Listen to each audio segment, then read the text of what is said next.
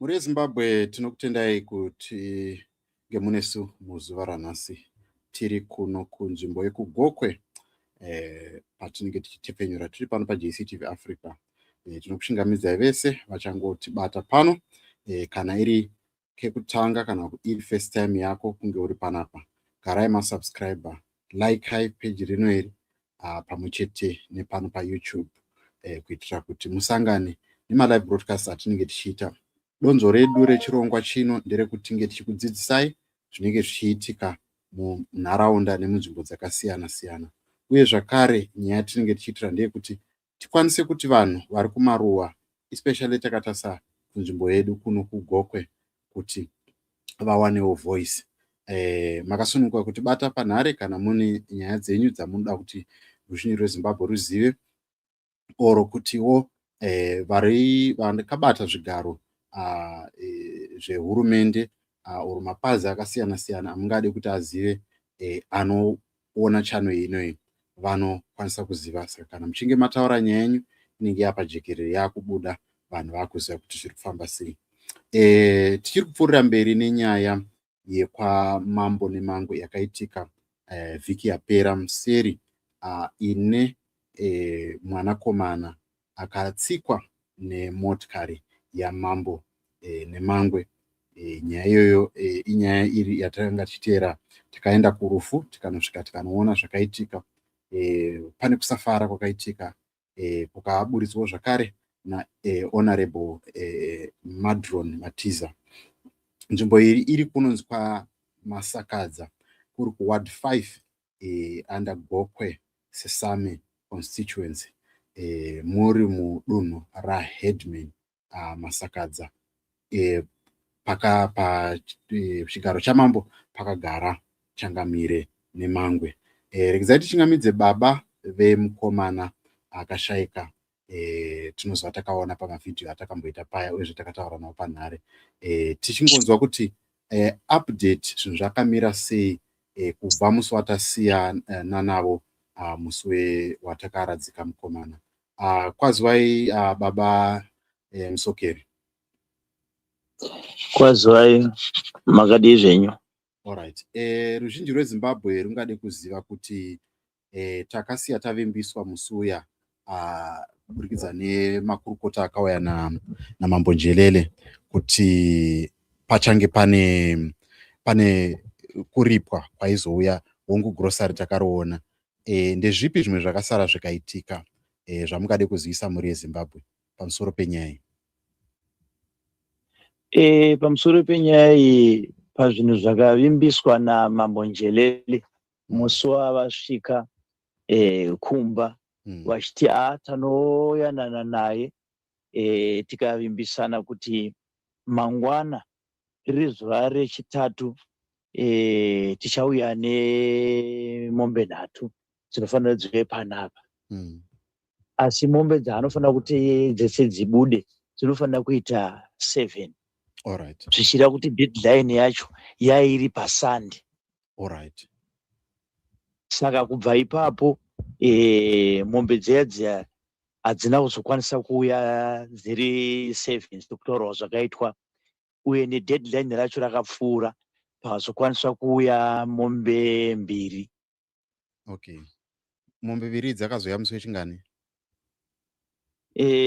Mombe 2 dzinenge dzakasvika musi kana dzikanga dzichinge musi wechipiri. Alright. Svondo iro rino iri. Alright. Saka muchiedzawo kutaura mambo Njelele vakasiya vati vachasiya manhamba, muchiedzawo kutaura navo, pane vari kuti chikonzero chii chiri kuita kuti zvinhu zvakavimbiswa zvinonoke kuuya?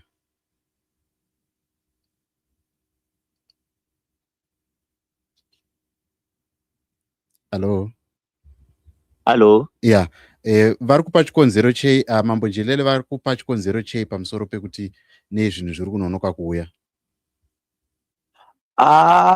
Ipapo hangu chandakangokwanisa kubvunza pavakomana pakuuya kwakaita mombe. Alright. Because zvinhu zvese zviri kuitika kumusha iwo tiri kuvapa update. Okay. Saka any development inenge yaitwa tiri kuvazivisawo kuti kwazonzaruke. Nyaya iripo ndeyekuti ivo vakaya mombe mbiri, nokuti zuva rekutanga vakomana vakaenda zvikanzi mombe dziri kumafuro. Alright. Zuva rechipiri kanzi mozoya mangwana. Tavawirirana kuti no, mombe endai munosiya pasabhuku wenyu. Ivo vakomana vozodii vofonana nasabhuku wenyu voya votora mombe. Alright. Saka ndipo vakazoenda vakomana zuva rechipiri racho iroro chiri chitatu. Ndokunowana mombe mbiri ndodzavakapiwa. Okay. Ndobva tazivisawo vakomana, ndobva vazivisawo mambo Njerere vakati ndo zvatanowana panhatu dziya dzaitaurwa dziya musoro kuti ndodziriko dziri redi. Hadzizo dzazouya tazopiwa mbiri. Saka mambo Njerere vakati aiwa zvakanaka, ndichataura naye ndinzwe kuti ko chii chiri kunetsa pazvinhu zvatakawirirana. Alright. Okay. Mombe dzakauya nemapepa here?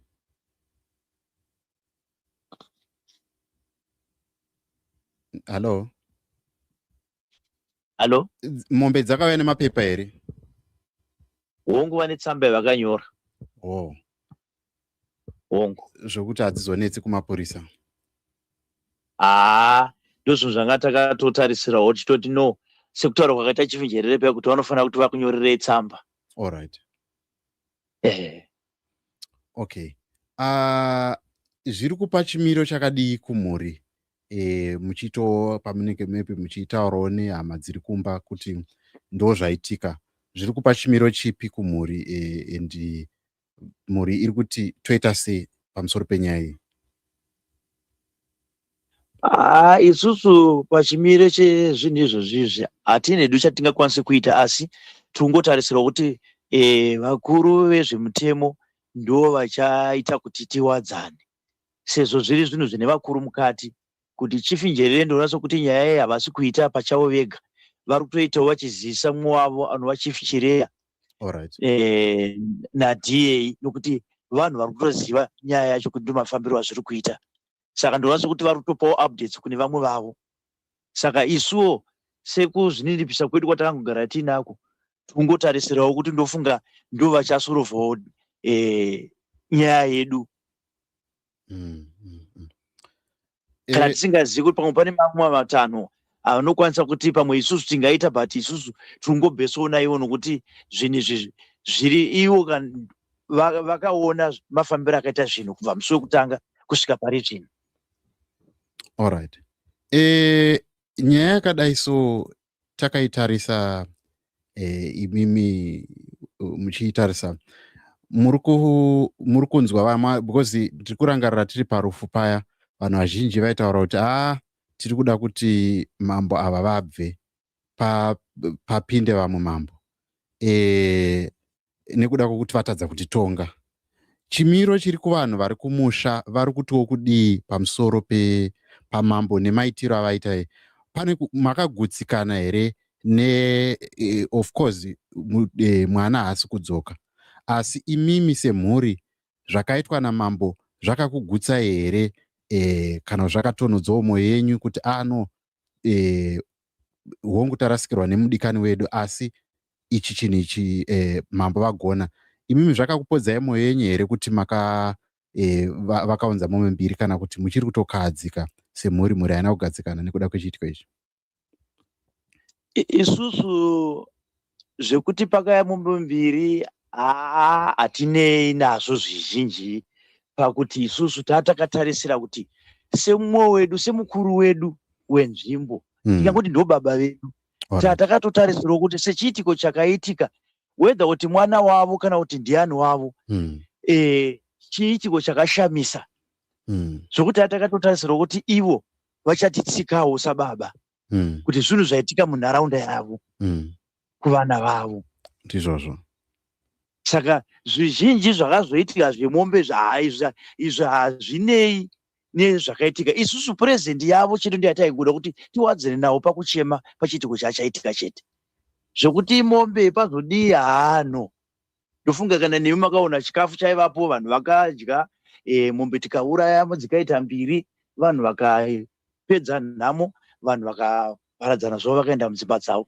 Asi nyaya iri ngobvunza musi ndeyekuti ko ivo mambo wai vasiri kukwanisa kuti vasvike, wai vasiri kuresponda pane vamwe vavo vari kuvashanyira vachiuya vachivada kuyananisa nyaya yekuti ko mwoyo uri kuzvifambisa sei. Saka isu tokadzika sevanhu kana vemunharaunda vese kuti chii kana ivo vachitadza kunzwisisana nana DA nana Chief Njelere nana Chief Chireya vanova vakuru kwavari kuwati moo isu zvedu. Saka isu tangoisirwa kumumo weZimbabwe kuti kana pane vamwe vane ruzivo kuti tingabatsirika sei panyaya yedu kuti zvitichenurewo isusu sechitiko chatakaitirwa namambo wedu, mangwana vachatidaidza here kudare ravo? Mangwana tichaenda here navo kana pane zvichemo zvinotinetsa kuti tiende nazvo kuna baba?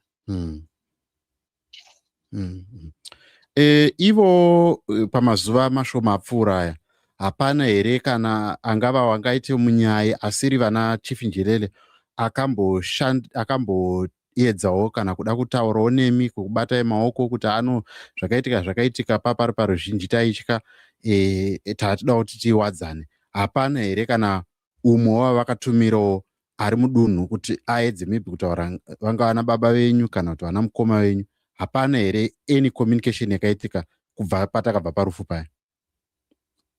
So far hakuna.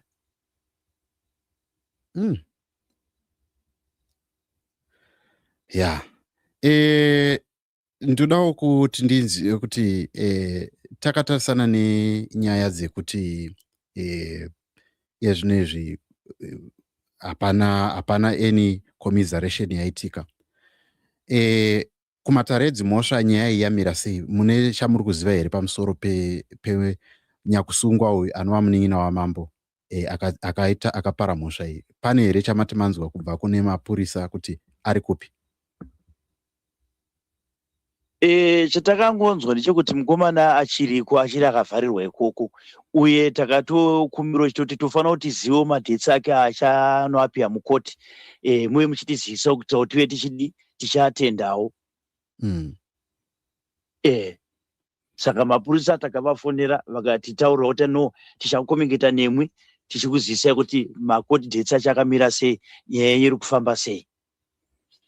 Alright. Pane shoko randakangonzwawo hangu nevanhu vachiti nyaya iyi haina kwainogona kuenda nenyaya yekuti pane ukama huripo, ukama hwachona hunoti hwaitaura huchinzi mambo Chireya namambo Njelele pane ukama huripo namambo Nemangwe ipapapa. Saka vachiti aiwa inogona kungopera yakadaro. Inyaya dzandainzwa dzaitaurwa parufupo paya. Imimo mungatitsanangurire kuti ichokwadi here kuti pane ukama huripo hunogona kuti nyaya yenyu itsimbirirwe?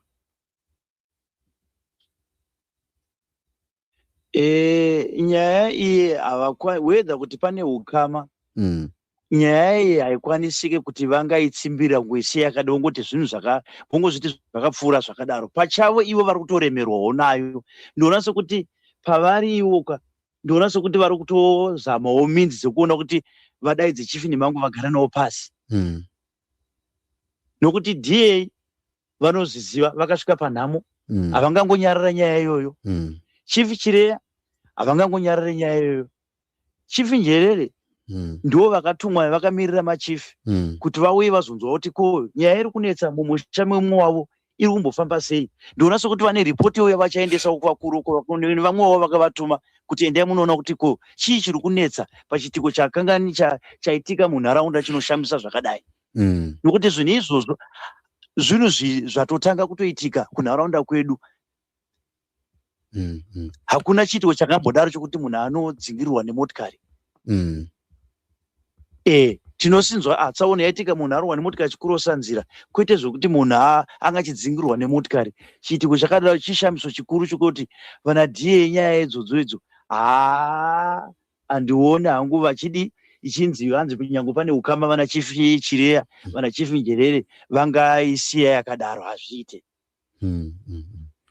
Nokuti vanenge vachibhesa nemutemo, havabhesi neukama, no, vanobhesa nemutemo, nokuti pavanopira mhiko dzavo vane zvavanopikira kuti zvakati tinoita. havangotongi zvokungobva musoro mavo, but vane maguidelines yavo according nemhosva dzinenge dzichipara vanhu. Ndinoziva mubvunzo wakaoma wandoda kuti ndibvunze zvinezvi, kuti pane mazuva tachengeta junior. Ndaidawo kubvunza kuti muri vangave vana mai kana hanzvadzi, nyaya iyi vari kuitambira sei? Ende takanzwa paya vanhu vachitaura kuti tiri kutomisa vanhu kuti vasaite zvezvibhakera. Hapana here zvakaitika pamazuva apfuura zvamunototi no vanhu havasi kutambira zvinhu zvakanaka, uyezve vanogona kunge pakada kuita kana yatingati kuda kunodzosera?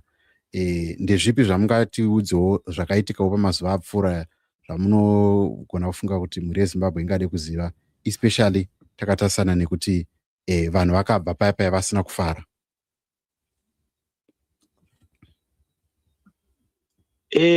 Vanhu vakabva vasina kufara, takazviona kubva pekutanga kusvika rufu vanhu vosvika pakuparadzana.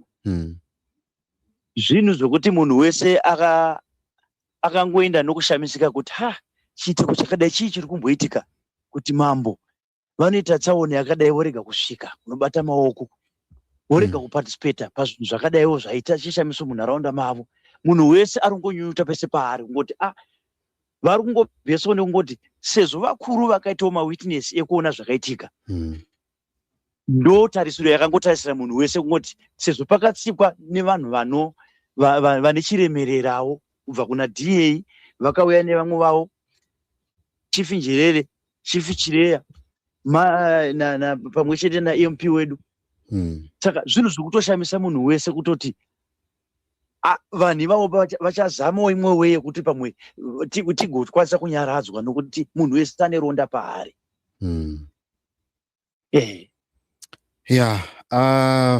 Pane nyaya yandakanzwawo zvakare yekuti ichokwadi here kuti mukomana Shakabvu akanga achinzi anga atora mari yanga yatorwa nemuzukuru, yanga yahwinwa nemuzukuru pamakasi. Hamene kuti nyaya yakasvikawo munzeve dzenyu here? Haina kusvika. Alright. Baba, zviripo here zvamuda kuti mhuri yeZimbabwe izive pamusoro penyaya iyi, chingange chiri chikumbiro kumhuri yeZimbabwe chamungade kuzivisa vanhu veZimbabwe vakateerera zvinezvi pamusoro penyaya iyi, ungava rubatsiro rwamukuruda? Inini chikumbiro changu furai mberi, taurai. Inini chikumbiro changu ndechekungoti kana pane vanokwanisa kuti batsiro panyaya dzakadaiwo vemutemo. Ndiri kukunzwai. Hello? Halo? Pfuura henyu mberi, mamuri kutaura. Halo? Ndiri kukunzwai, taura henyu. Mamuri kuti kana vari panokwanisa kutibatsira. Muchirundidzwa? Ndiri kukunzwai. Alright, pfuurai mberi, mamutaura kuti kana vari panokwanisa kutibatsira pamutemo.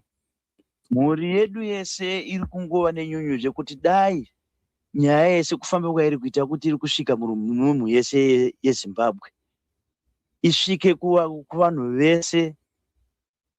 Kana pane vamwe vanokwanisa kuti batsirawo kuyananiswa kwenyaya iyi, takasununguka kuti vatibatsirewo kuti shuwa mhuri yese inyaradzwe. Justice inofanira kungoitwa pakupondwa kwemwana yeyu. Alright. Kuti vanhu vese vanofanira kufollowa kuziva kuti nyaya yakazopera sei, iri papi. Tongotarisirawo kuti mhomho yeZimbabwe ichinzwa kuti kana pane vamwe vanokwanisawo kutibatsira kuti zvinhu izvi zvikwanise kuti zvinyaradze mhuri. Aiwa, tinotenda baba nekuva nesu. Tinoziva inguva isina kujairika kurasikirwa nemwana achisi chinhu chiri easy, and tine urombo nezvamakasangana nazvo, and tinoshuvira kuti mhuri yeZimbabwe yakateerera varipo vanokwanisa kubatai. Makasununguka here kutaura nhamba dzenyu vanenge vachida kukubatai whether varida kubatsirai maybe nelegal advice kuti munge muchibatsirika.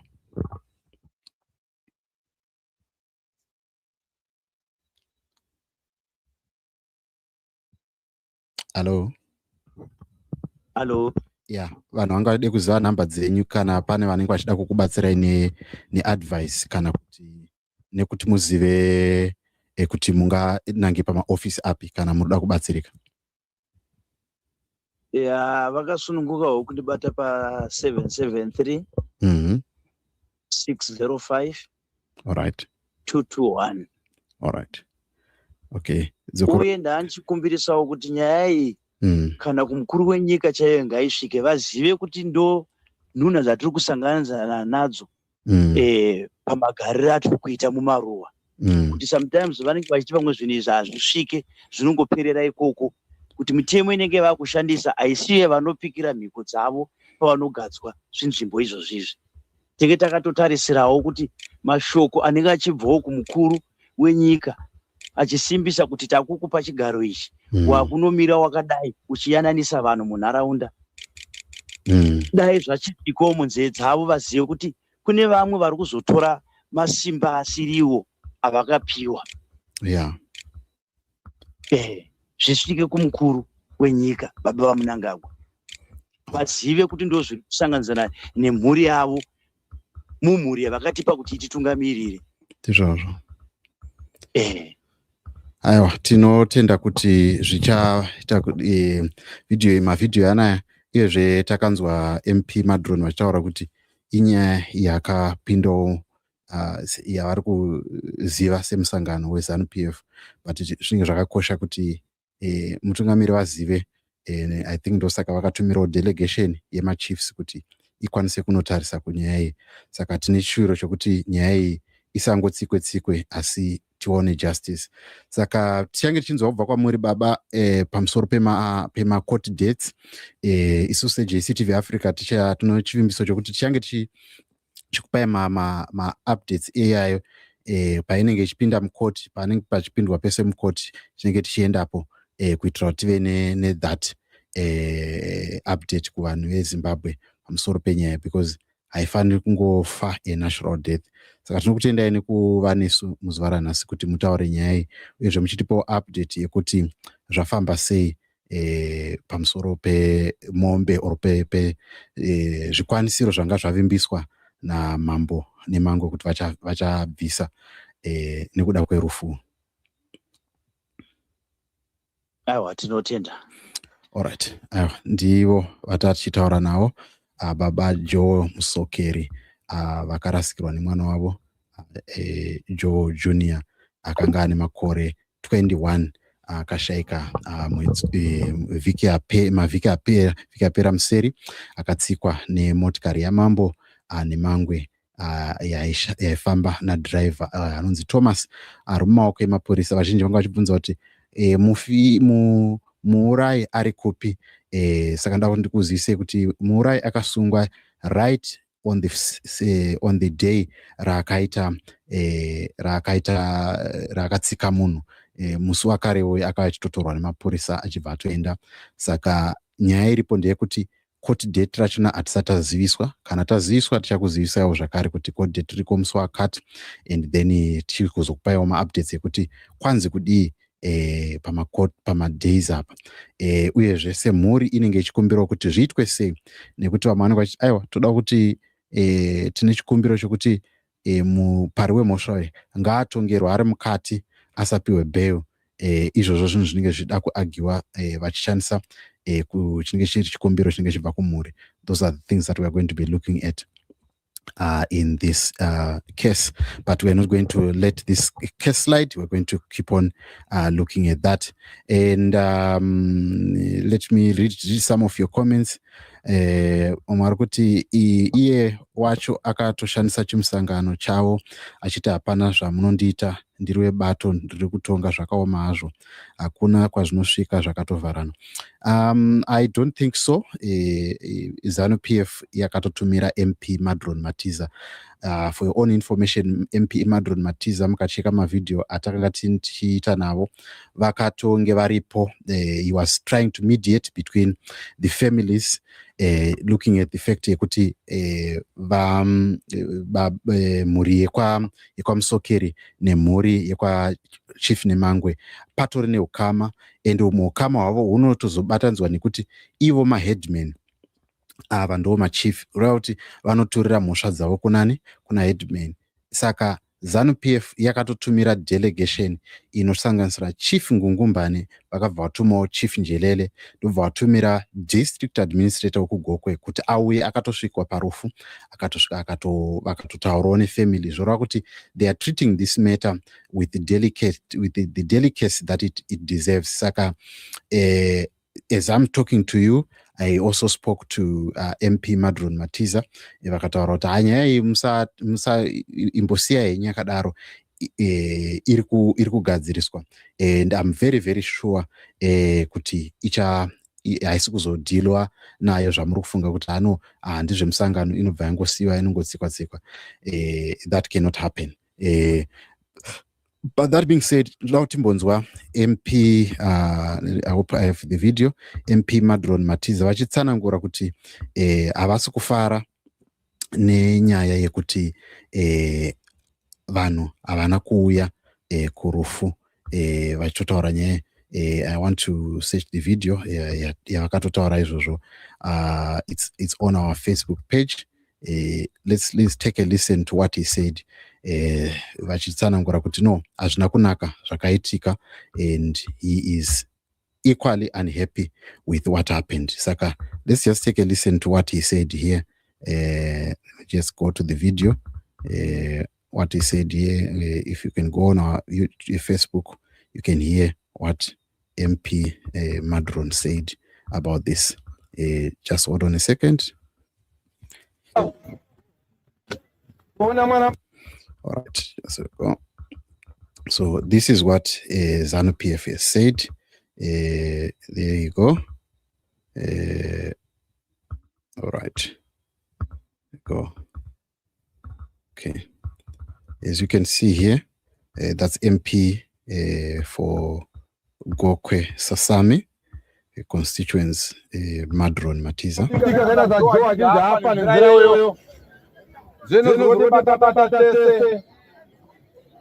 We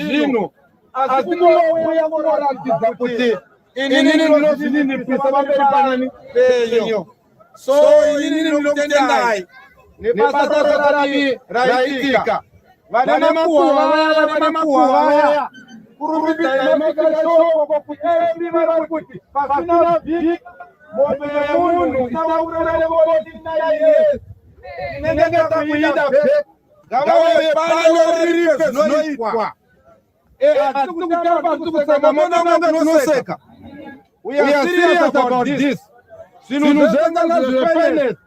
Last month, but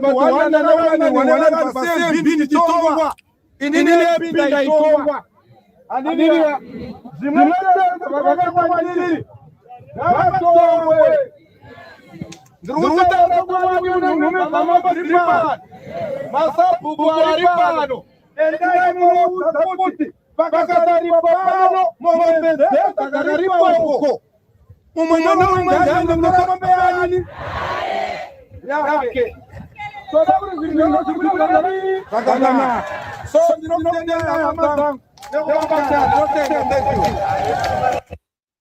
right. This is what MP Madron Matiza said. Saka ndo mamirira zvakaita. We hope action is going to be taken. And looking at the matter kuti inyaya yakatozopindirwa nemama chief. Had it been nyaya muri kutaura kuti it's it's going to be swept under the carpet, they wouldn't have sent a delegation. Obviously they wanted to give way for truce kuti vanhu vanzwanane, but tinotarisira kuti zvichaita zvakanaka. Right, pane munhu ari kuti MP uyo is overreacting because hakusi kubasa kwake kwakupinda uko because nyika ndeya mambo. Yes, that is true. That is true kuti nyika ndeya mambo, but his frustration mukateera statement rataura kuti tiri ivo ngava actewo within the confines of the law. Madzimambo anoacta within the confines of the law, vanototedzerawo mitemo inobva kuhurumende. Some of you remember the case ya Chief Murinye, vakabuda vachiti who is Mnangagwa muna January paya, but takazongoona vatonhodzwa. Ruling came against him and he was forced to abide, and the Riverton school yakanga yati kwanzi yanga iri mudunhu ravo, it was allowed to continue. Saka there is no such a thing yekuti mtemo unotedzerwa, and there are many ways of it being followed, and it might look like it's taking time, but it will eventually happen. So I hope and I trust that this is going to happen, and ours shouting here or giving people a voice and amplifying this is also going to assist in this whole scenario. But that being said, I want to say thank you to everyone that came to join us, and want to say thank you to Mr. Musokeri for coming through and giving us his side of the story. Kuti zviri kufamba sei. Hopefully kana muripo munoda kutaurawo nesu pamusoro penyaya dziri kuitika kunzvimbo kwenyu, makasununguka kuti bata panhamba idzo dziri pascreen paWhatsApp, motitaurira tobva tasangana nemi totaura kuti zvakamira sei. Kana kunga kune nyaya iri kuitika yamurifunidza kuti iri kutsikirirwa, tipei titaure nezvayo. Kana kuti inga nyaya yekuti you are doing positive things that are happening there in your area, you are also welcome to get in touch with us so that we can cover those things.